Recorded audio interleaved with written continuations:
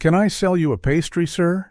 But the millionaire replied, "You're going to live with me." And that. The summer rain poured down on the city as if it wanted to drown everything in its path. The narrow streets of the poor district still smelled of hot asphalt steaming beneath the gray water. Inside a damp, cramped room, Clara Morales sat silently, staring at an empty glass jar on the shelf. Inside it were only a few coins, less than $10, all that she and her daughter had left to survive. On the rickety bed, Isabella, whom everyone called Bella, tossed restlessly in a fever. Her breath was heavy, her small face burning red from the heat. Clara placed her palm on her daughter's forehead, and her heart clenched. The doctor had said she needed medicine right away, but the prescription cost $50, a fortune for her at this moment. Clara was only 22, yet her fragile shoulders carried far too many burdens. She had once been a college student, dreaming of becoming a teacher. But when she discovered she was pregnant, Daniel, the young man she trusted, vanished without a word. Her family turned their backs on her, forcing Clara to face the world alone. Since then, her entire existence revolved around one purpose: keeping Bella alive, healthy, and with a chance at a future.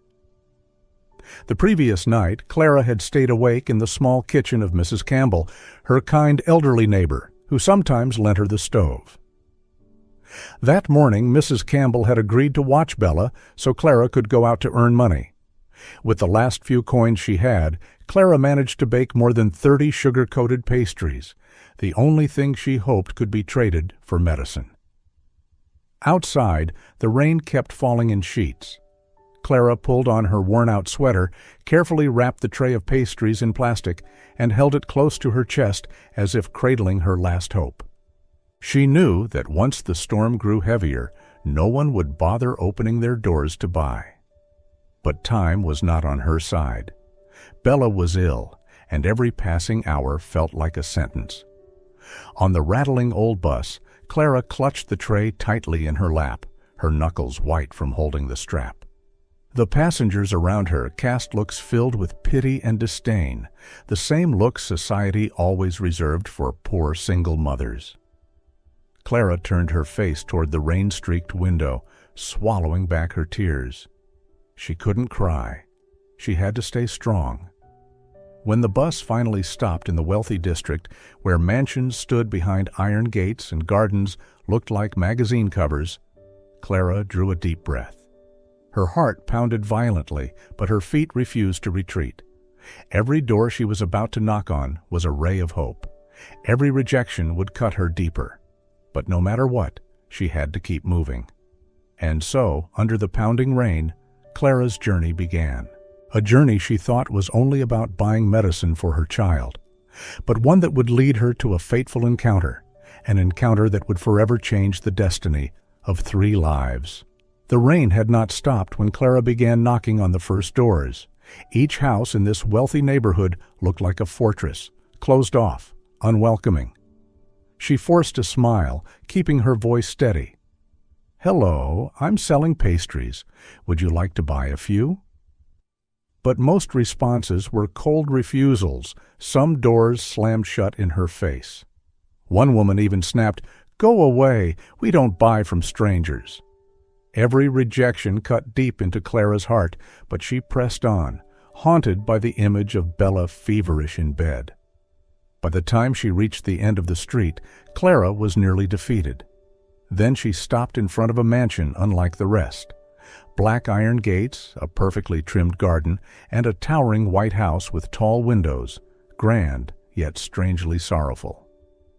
Clara swallowed hard, her hand trembling as she rang the bell. She expected nothing, yet her heart clung to a fragile thread of hope. Footsteps echoed in the grand hall. The door creaked open, revealing a tall man with chestnut hair streaked with gray and piercing green eyes. His face was stern, but his gaze carried a silent sadness. Clara hesitated, her voice trembling. "I'm sorry. I'm selling pastries. Would you consider buying a few? My daughter?" She's sick, and I need money for her medicine." The man stood quietly, his eyes scanning her, clothes drenched with rain, hands clutching a plastic-wrapped tray, eyes red but unyielding. He sighed softly. "Come inside," he said in a deep, low voice, motioning her through the large doorway. Inside, the mansion was silent, almost desolate. Luxurious furniture, paintings on the walls, yet everything seemed soaked in emptiness. Clara lingered near the door, feeling out of place in such grandeur. The man took the tray of pastries, unwrapped one, and tasted it slowly. Then, unexpectedly, he pulled out his wallet and placed a large bill in Clara's hand. "Keep it. I'll take them all." Clara's eyes widened, her voice breaking. "But, sir, that's too much. I can't—" He shook his head, cutting her off. "You need money for your daughter's medicine, don't you? Consider it help. I don't want change." In that moment, Clara's eyes filled with tears. She clutched the bill, feeling warmth seep into a heart that had been frozen by despair. She didn't know who this man was, but his unexpected kindness was like a small flame lighting up the darkness of her life. Clara bowed her head and whispered, "Thank you. Thank you so much." And that was the moment of fate. A door had opened, not just the grand door of the mansion, but a door leading Clara and Bella to a turning point they had never imagined. Clara sat on the edge of the grand sofa in the vast living room, clutching the bill tightly as if afraid it might vanish. The space around her was both elegant and cold. Outside, rain hammered against the tall glass windows, echoing like a soundtrack to the heavy silence. The man placed the tray of pastries on the table and sat across from her. For a long while he said nothing, simply watching her. The silence made Clara nervous, her heartbeat quickening. She wasn't used to being looked at so intently. "What's your name?" he finally asked. "Clara. Clara Morales," she replied softly. "Clara," he repeated, as though tasting the sound.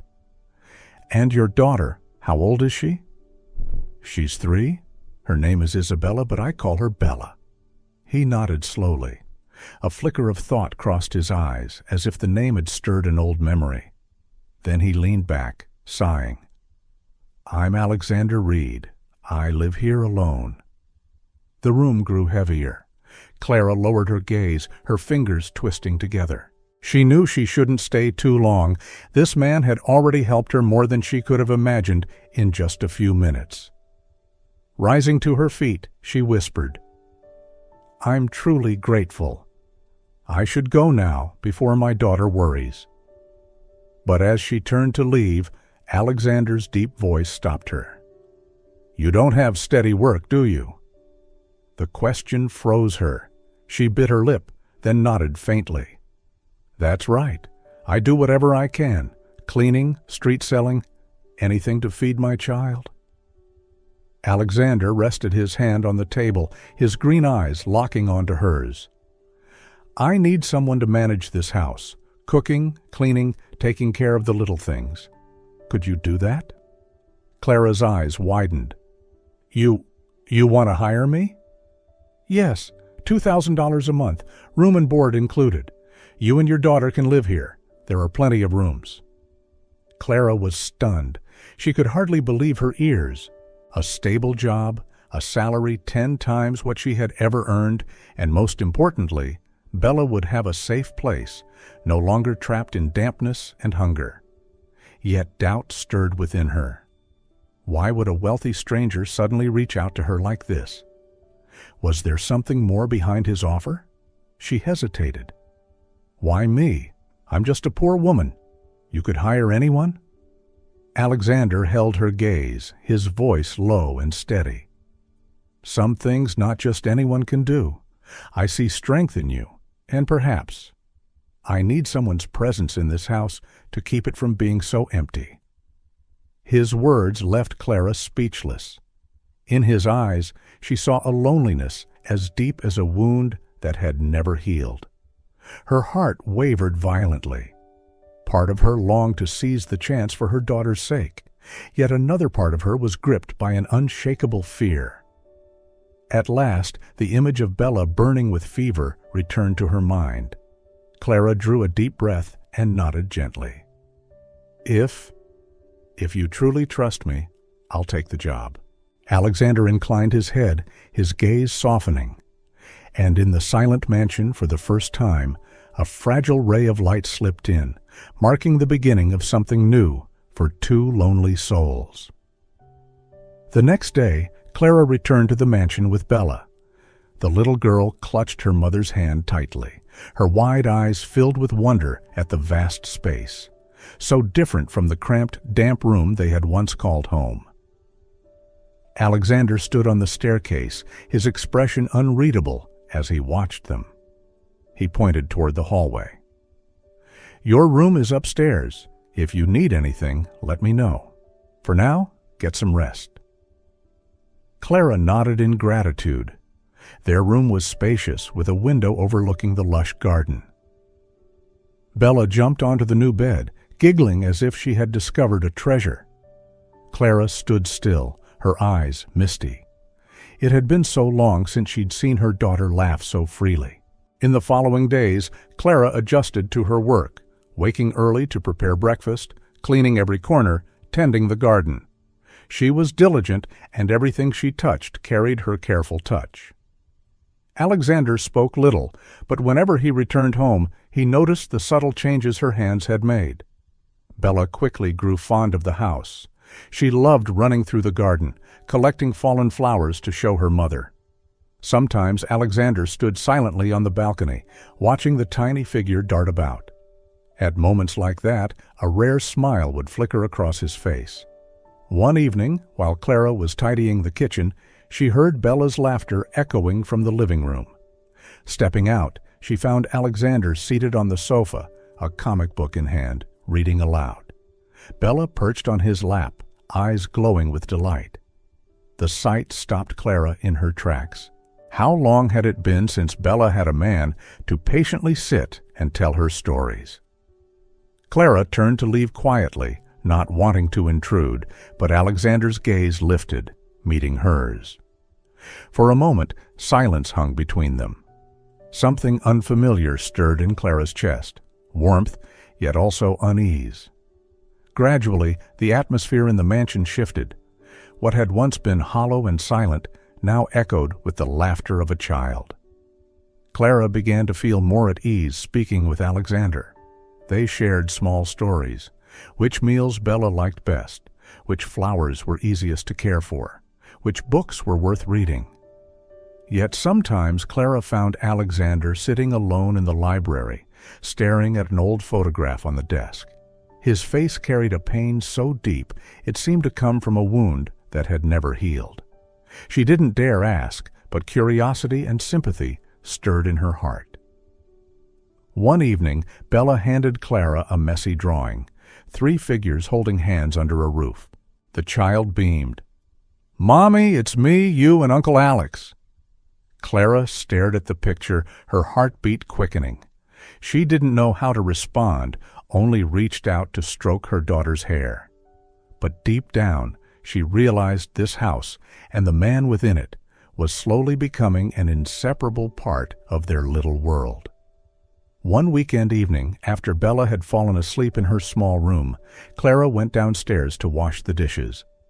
The house was wrapped in silence, broken only by the soft drizzle outside the garden. As she dried her hands and turned to head back, she noticed a faint light spilling from the library. The door was slightly ajar. Clara hesitated, then gently knocked. No response. She pushed it open and found Alexander sitting alone at the desk, a faded photograph before him. He didn't seem to notice her presence. His gaze was locked on the picture, as though pulled back into the past. Clara stepped closer, her voice low. "Excuse me, am I disturbing you?" Alexander looked up. For a moment, his green eyes revealed a pain so profound that Clara felt her chest tighten. He pressed his lips together, then shook his head. "No, you're not disturbing me. It's just, I have this habit of sitting here at night." Clara moved nearer. On the desk lay a photo of a young woman and a little girl, both smiling brightly. That image of happiness contrasted sharply with the sorrow etched on Alexander's face. He spoke quietly, his voice breaking. "They were my wife and daughter. 5 years ago, a car accident took them from me. Since then, this house has been nothing but empty walls." Clara froze, unsure what to say, only listening as his words cracked under the weight of grief. Alexander continued, "They say time heals all wounds, but some wounds, they just keep bleeding. When you and your daughter came into this house, I heard laughter I thought I'd never hear again." Clara swallowed hard, her hands trembling slightly. His story stirred painful memories of her own. She drew a deep breath and whispered, "I once had a dream too. I wanted to become a teacher. But when I found out I was pregnant, Daniel left. My family turned away. I dropped out, fought to survive, raising Bella on my own. Many times I thought I would collapse, but every time I looked at her, I knew I couldn't." Their eyes met, his, the eyes of a man who had lost his family, hers, the eyes of a woman abandoned with a child. In that instant, they recognized a shared wound. Alexander nodded gently. "You're stronger than most people I've ever met." Clara gave a faint, sad smile. "It's not strength, it's simply having no other choice." Silence fell again. Outside, the rain tapped steadily, like a mournful rhythm echoing their hearts. Yet within that silence, an invisible thread connected them, a thread spun from loss, but quietly weaving hope for healing. One autumn afternoon, as the garden trees outside began to turn golden, Clara was returning from the market with groceries. She had just stepped off the bus when a familiar voice called behind her. "Clara, is that you?" She froze. Her heart skipped a beat. Slowly, she turned and saw a man standing a few steps away, his hair neatly trimmed, his face slightly weathered, but his eyes unmistakable. "Daniel?" The name slipped from her lips, trembling. The man who had abandoned her during pregnancy now stood before her, wearing a strained smile. "It's been a long time. How have you been? And the little one? How is she?" Clara's grip tightened on the grocery bag, her throat constricting. Memories flooded back, the lonely days of pregnancy, the nights of crying herself to exhaustion after being abandoned. "You still dare to ask?" Her voice broke, heavy with anger. 3 years, Daniel.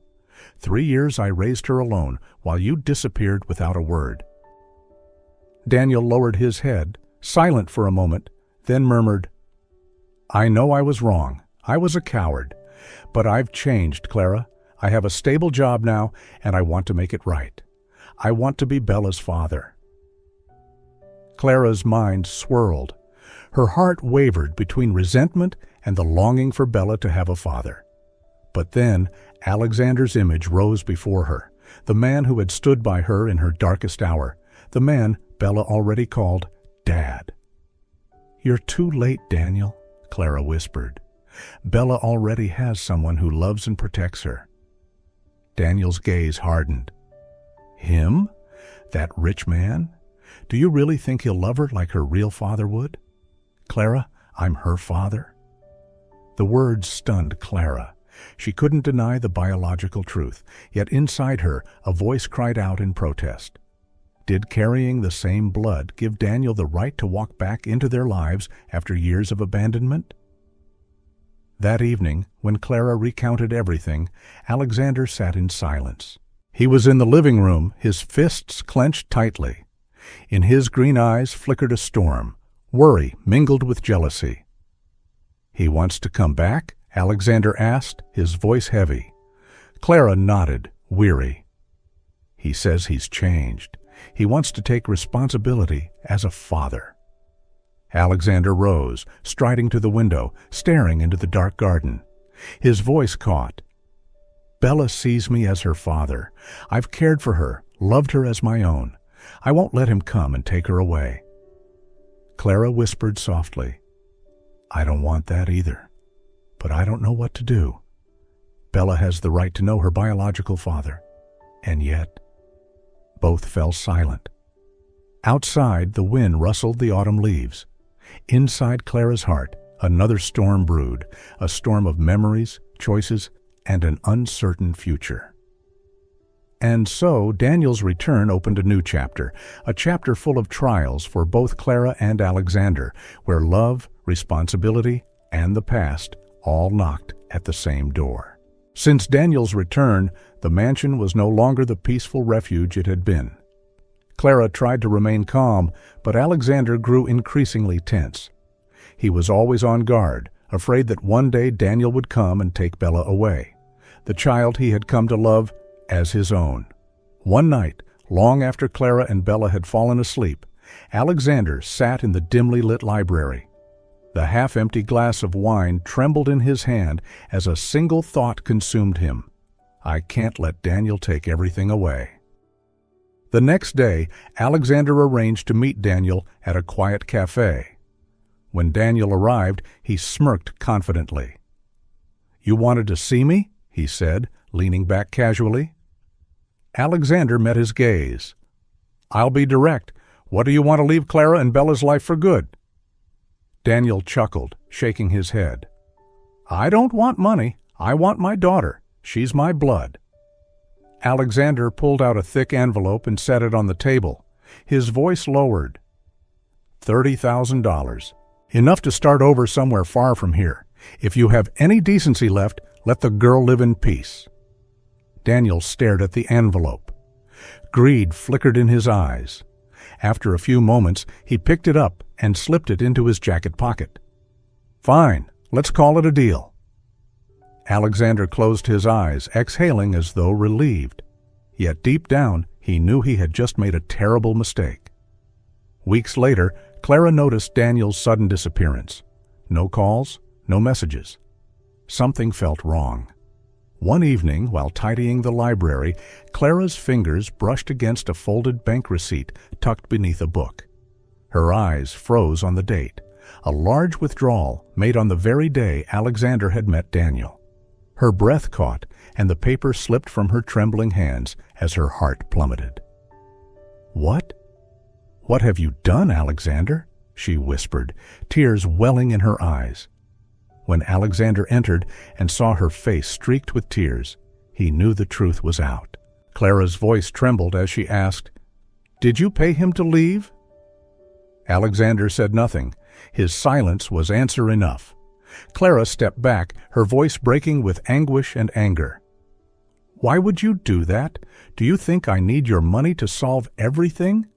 Do you know how deeply you've betrayed me?" Alexander rushed forward. "Clara, I was only afraid of losing you both. I didn't know what else to do. You don't trust me. You treated me and my daughter like something money could buy." Her words cut through him. Tears streamed down her cheeks. Then Clara lifted Bella from her room, packed a few belongings, and headed for the door. Alexander reached out to stop her, but she pulled away. "I'm sorry, Alexander. I can't stay here anymore." The mansion door closed behind them, leaving Alexander alone in suffocating silence. He collapsed onto a chair, burying his head in his hands. In the darkness, he realized that his desperate mistake had cost him everything. In the days after leaving the mansion, Clara returned to a cramped rented room in her old neighborhood. No more warm sunlight streaming through tall windows, no more lush gardens or plentiful meals. But to her, it was the price she had to pay for the wound Alexander had inflicted. Bella didn't fully understand what had happened. She only asked, "Mommy, why don't we live at Uncle Alex's house anymore? I want him to tell me stories." Each time, Clara's heart bled. She simply held her daughter close and whispered, "Everything will be okay, Bella. I promise." Meanwhile, Alexander sank into the depths of guilt. The vast mansion had returned to its haunting silence. No Bella's laughter, no Clara's busy footsteps. He neglected his work, unfinished designs gathering dust on his desk. Every night he sat in the library, staring at the old photo and remembering Clara's disappointed eyes. One day, Mrs. Campbell ran into Alexander at the market. Seeing him gaunt and worn, she sighed and shook her head. "Mr. Reed, the greatest mistake is not fear itself, but failing to trust the ones you love." Her words pierced him like a blade. Alexander realized that unless he found the courage to face everything, he would lose Clara and Bella forever.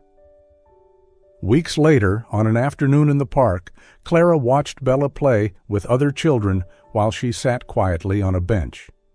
Suddenly, a deep, familiar voice spoke behind her. "Clara!" She turned in shock. Alexander stood there, thinner, dark circles under his eyes, but with a gaze so earnest she couldn't look away. "What are you doing here?" Clara asked coldly. Alexander stepped closer, taking a deep breath. "I came to apologize. I was wrong to think money could keep you and Bella. I let fear control me." Clara stayed silent, her eyes brimming. "I don't want to justify myself.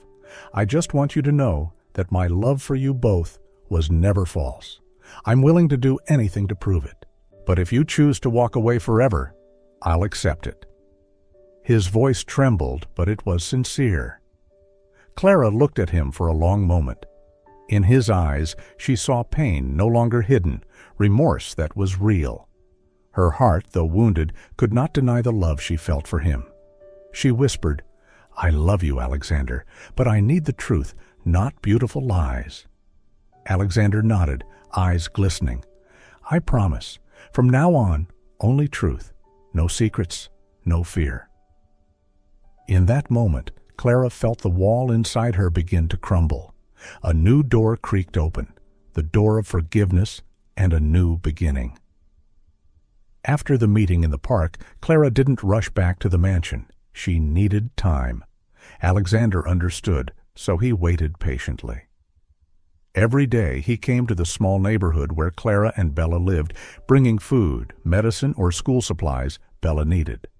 At first, Clara refused. But little by little, as she saw Alexander asking for nothing in return, only offering quiet care, she began to soften. Bella, on the other hand, was overjoyed each time Uncle Alex appeared, running into his arms and chattering away.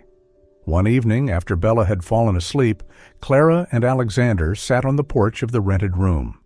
The setting was simple, but the dim yellow glow of the street lamp made everything strangely warm. Clara spoke softly. "I don't need a mansion. I just need honesty. Can you promise me that?" Alexander nodded, his voice trembling. "I promise. This time, no secrets, no fears, only truth and love." Clara looked into his eyes, no longer proud but open and sincere. Slowly, the wall of doubt inside her began to crumble. In the weeks that followed, Alexander proved his promise. He spent time with Bella, taking her to school, teaching her to draw, playing with her in the park. He also cooked with Clara in the tiny kitchen, awkwardly, but with genuine effort. Gradually, not only Bella but Clara herself felt peace when Alexander was near. A new trust was being built, not with wealth, but with small, steadfast acts of care. And so, in that modest little room, a new family was forming, fragile, yet warm, and true. One morning, after Clara had dropped Bella off at school, she suddenly saw Daniel waiting by the gate. His eyes were hard, his voice rough. "Clara, we need to talk. I want to see my daughter." Clara clutched her bag straps, her heart racing. "Daniel, you took the money and left. Why are you back now?" Daniel smirked, shaking his head. "That money means nothing. I'm Bella's biological father, and nothing can change that. I'll take it to court if I have to." His words cut through Clara like a blade. She knew Daniel had legal rights, but she also knew Bella's heart belonged to Alexander. That evening, when Clara told him, Alexander's face went pale. He sprang to his feet, his voice taut with fear. "No, I won't let him take Bella. She's our daughter, Clara. "But the law doesn't see it that way," Clara whispered, tears spilling down her cheeks. Alexander pulled her close, whispering desperately, "If it goes to court, I'll fight. I don't care what I lose, as long as I keep you and Bella." The day of the hearing came sooner than Clara expected. In the small courtroom, Daniel sat across from them, his face cold. His lawyer declared, "My client is the biological father. He has legal rights to the child." Clara sat silently, clutching frightened Bella in her arms. She glanced at Alexander. He squeezed her hand, his eyes blazing with resolve. When his turn came, Alexander rose. His voice was deep and trembling, but each word struck like steel. "I am not Bella's biological father, but I am the one who held her through fevered nights. I am the one who taught her to draw, to believe in goodness, the one who told her stories so she could sleep, and the one she runs to when she's afraid. If being a father means only sharing blood, then I have none. But if being a father means loving, protecting, and sacrificing, then Bella already has a father, and I will never give her up." The courtroom fell silent. Daniel clenched his fists, while Clara wept openly. Bella turned to Alexander, her eyes shining, and suddenly cried out, "I want to stay with Uncle Alex. He's my daddy." That innocent voice rang like a bell, ending the battle. The judge looked at the child, then slowly nodded. "The child's wishes will be respected." Daniel bowed his head in silence. In that moment, he seemed to understand that some bonds run stronger than blood. Clara turned to Alexander, her eyes brimming. He held her hand tightly and whispered, "We didn't win because of the court. We won because of real love." After that day in court, Clara felt as though a heavy stone had been lifted from her shoulders. Bella's laughter returned, and Alexander seemed freed from the haunting shadows of his past. Their small rented room slowly transformed into a warm home, filled with love and joy. A few months later, at sunset in the very park where they had once reconciled, Alexander knelt before Clara. In his hand was a simple ring, but in his eyes was boundless love. "Clara, I can't promise a perfect life, but I promise honesty, and to always stand by you and Bella. Will you marry me?" Clara burst into tears, nodding in his embrace. Bella clapped her hands, dancing with joy. "I'll have a real daddy now." The wedding was simple, yet overflowing with warmth. Not in a grand church or luxury hotel, but in the garden behind the mansion, now blooming with flowers and laughter. Friends, neighbors, and even Mrs. Campbell came to offer their blessings. Time passed, and Clara and Alexander welcomed 2 more children. Bella became a gentle older sister, always protecting the little ones.